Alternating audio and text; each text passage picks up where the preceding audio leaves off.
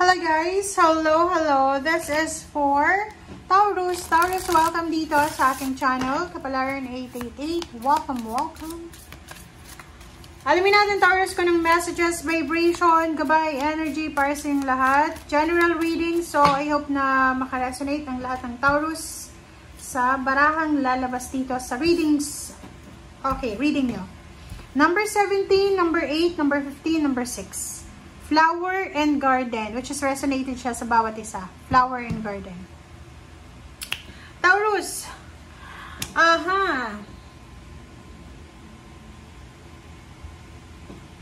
Sinasabi ng bara sa'yo na maging honest ka daw sa sarili mo. Hindi ka ba honest? Or parang sinasabi ng bara sa'yo na kinakailangan nating magpakatotoo sa nararamdaman natin.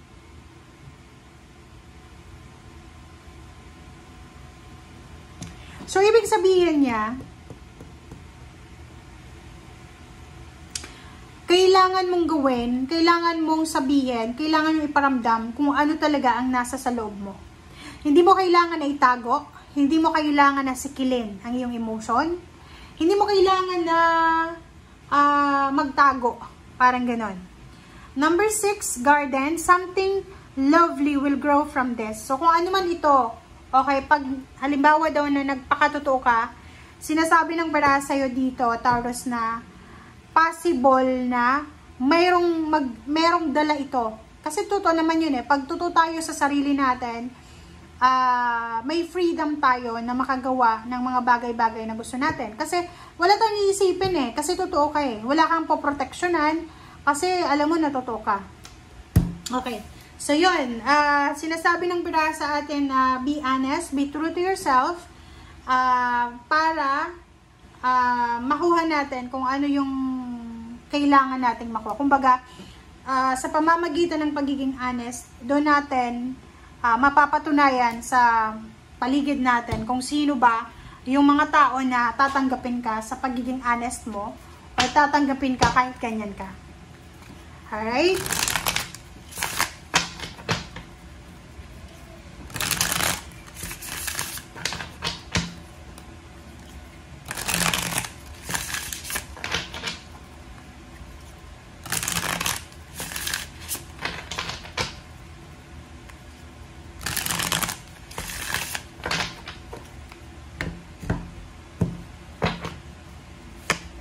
Okay.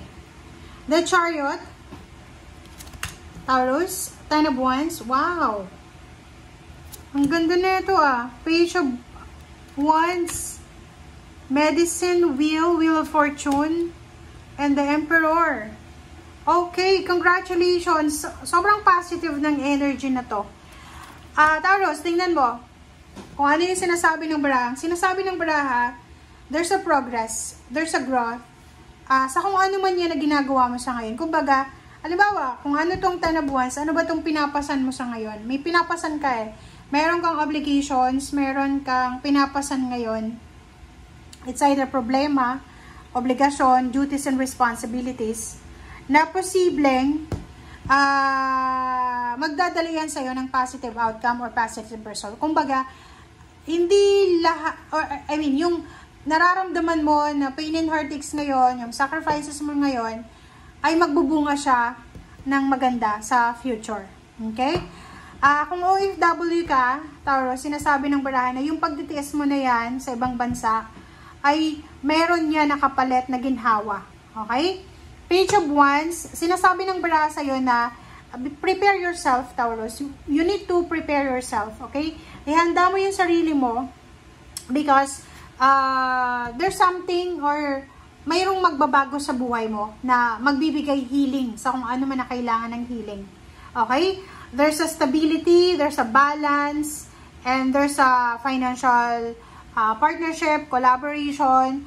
Pwedeng may salary increase, higher position, merong empowerment, merong stability, or parang decision making na posibleng magdadala sa'yo ng partnership and collaboration. Or sinasabi ng bara sa'yo dito na because of your hard work, possible na may mga tao na makanotice ng pagiging hardworking mo.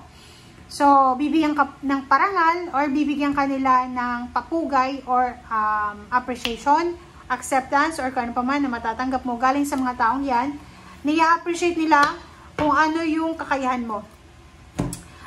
May salary increase, higher position, mayroong magtatatag ng kanyang business, pwede siyang maging CEO, or meron ditong makikipag-collaborate with someone na pwedeng pagkakitaan.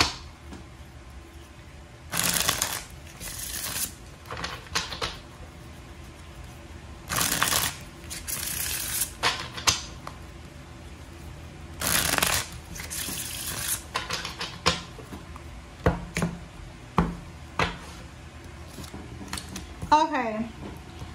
9 of Swords. The Chariot. So, dalawa yung Chariot mo, guys, ha. So, talagang ang sinasabi ng bara sa'yo dito, na hindi ka dapat nag-aalala, Taurus.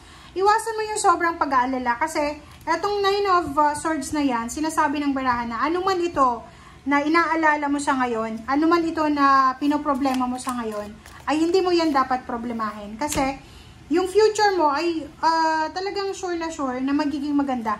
Diba? Dalawa yung Chariot mo eh. So, dalawa yung posibleng positive result ng ginagawa mo sa ngayon. There's a justice. So, sinasabi ng bara sa'yo na may posibilidad na contract signing. Meron tayo dito like direction na posibleng magdadala sa'yo ng justice, ng empowerment, ng blessing, ng karmic justice or karmic blessing, or kung ano man siya na progress. Diba? Kung makikita mo dito, sinasabi ng bara sa'yo na ihanda mo yung sarili mo. You need to prepare yourself, ha? Prepare yourself, okay? Ihanda ang sarili. You need to prepare yourself kasi meron ditong direksyon na posibleng magdadala sa'yo ng peace and harmony, okay? Sinasabi ng bara sa'yo dito na etong Knight of Stake na to is para siyang aggressive decision. Iwasan natin, Taurus, yung pagiging aggressive. Kasi pag naging aggressive ka, especially in terms of relationship, ay posibleng mabago yung direction mo. In terms of relationship, like for example, if you're married, you're having a relationship like live-in partner, boyfriend, girlfriend, mag-iingat tayo kasi possible tayo na yung masira yung decision mo because of relationship. Diba, halimbawa, yung karelasyon mo sobrang materialistic or sobrang demanding na pwedeng masira yung mga pangarap mo sa buhay.